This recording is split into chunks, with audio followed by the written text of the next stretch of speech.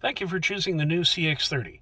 I'm going to take you for a quick little view of some of the instrumentations in the car to familiarize yourself with what things look like. So let's start with the gauges themselves. We have 3 pods: RPM tachometer, speedometer, engine core temperature, and your fuel gauge. This will show you the current range of driving based on the gas in the tank, outside temperature, current kilometers on the car, and current fuel efficiency usage. Various warning lights, should they arise, will be indicated on either side, and then if you have active driving warnings, those are going to show up in the center display, like lane departure warning, proximity warnings. Those sorts of things will show up on that center display.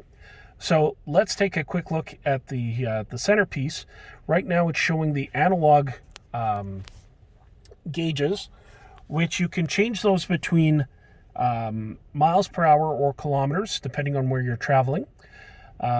You have the info button on the left side of the steering wheel. If we press that, that'll take you through some of the menu pieces, like showing you the compass and your fuel economy averages. It'll show you the digital speedometer with your active driving kind of display, which if the bars on either side of the car are a bold white, that's letting you know that your lane correction pieces and lane keep assist are active, and they'll do things for you. If they're not bold, then that means that in the wintertime they can't see the lines, so those features may not be active for your drive at that time. If we push info again, then that'll bring us back up to the analog gauge. In GPS equipped versions like the GT, it'll have traffic sign recognition and speed warnings. So say you were traveling in a 60 kilometer an hour zone, the GT model will show you a red line at 60 and a little posted spline over here saying that you're in a 60 kilometer an hour zone. If you exceed that, then it'll give you a warning saying that you're exceeding the speed limit, and it'll actually start drawing a red line from the 60 up to wherever you're exceeding. So it's kind of a good warning.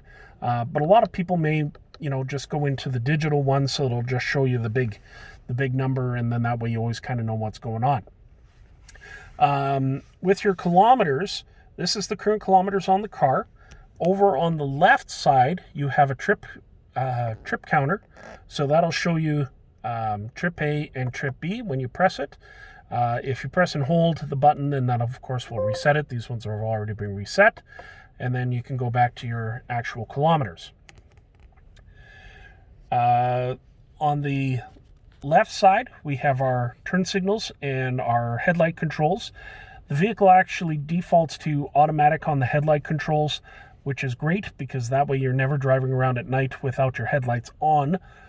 Quite often than not, people are caught driving with just the daytime running lights on, and we want to take safety to that next level, lighting up all of your interior and exterior lights to maximize safety. Looking at the other side will have your wiper control stock.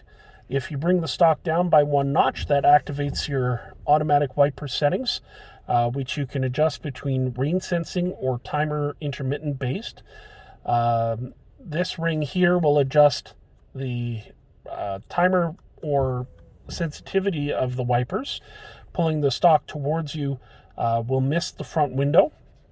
This is equipped with a rear window wiper, so you have your rear controls as you turn here, and then if you turn past on or past off, then that'll mist fluid to the back window.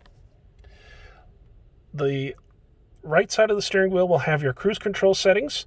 So when you press the cruise button, as we look at our gauge, cruise is off, cruise is on.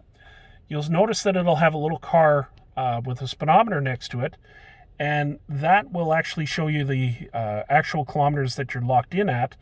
And the other button that's next to it when you're going to set it and lock it in, this one here, as we push up and down, that's actually going to adjust the physical distance between you and the car in front of you with the radar cruise control, which is quite cool. Now, another thing on the if you have a GT with the active driving display, let's take a quick look up here. You can see the active driving display, and we're going to adjust the cruise, so then it'll actually show you the lane pieces up on top. And if you're traveling too close to a car in front of you, then it'll actually show a little car up at the top part. So that part's really, really quite neat. The other side of the wheel is your Bluetooth and voice control settings, as well as your radio volume and radio preset adjustments. And last but before least, one other little one that you'll notice here is this little car with a ring on it. Your active driving safety pieces are all linked to that button, which you'll find actually just down on the side here. When you press that and turn it off, that turns off all of your active driving warnings and assistance. So you always really want to have that on, but there may be some weather conditions and the such that you may not want to have it running. So that's a quick look at your interior features for the speedometer and the steering wheel. And check in with us again, and we're going to go over things like the radio and the HMI commander and some of the tips around the exterior of the vehicle.